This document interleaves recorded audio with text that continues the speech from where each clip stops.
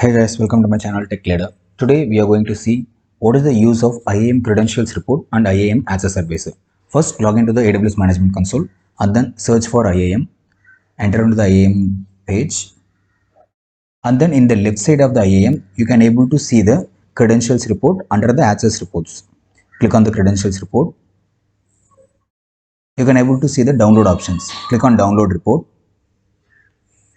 After downloading, it will be a CSV file. Open the CSV file. You can able to see all the details of the users in this account, in the whole AWS account. Here we are having one root account and then two IAM users, Arul and Darshit. For the root account, you cannot able to see the password and details. For the IAM users, you can able to see this there. See this, right? Password enabled, yes. For the IAM users, the password is enabled, true. And the password last used is, we can able to see the date when the password is last used. Here the password next rotation, we didn't set any rotation for this password, so it is NA. And this MFA active, we didn't enable the MFA for a root user, so it is false in root user. And for the IAM user, we have enabled the MFA, it is true. And then access key, we didn't enable the programmatic access for the IAM users or root user in this account. We have only enabled the AWS management console only, so it is false here. You can able to see all the details related to the users in this account in the credentials report.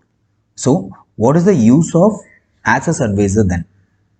Go to the users.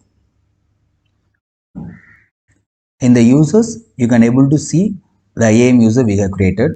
One is Arul and another is Darshit. Choose any one of the users. Here we have permission, group, tag, security credentials and access advisor. Choose access advisor. What is meant by access advisor? Here itself they have mentioned like it shows the services that this user can access.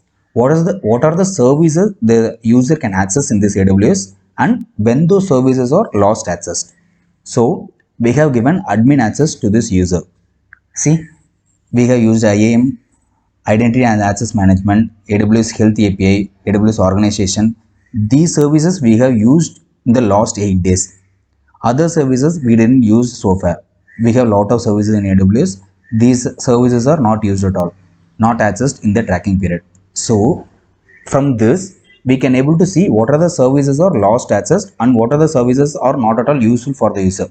So after analyzing this, we can remove the permission for the services to the user.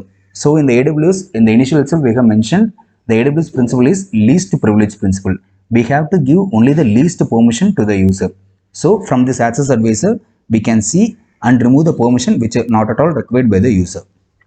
This is the use of access advisor in AWS. Thank you.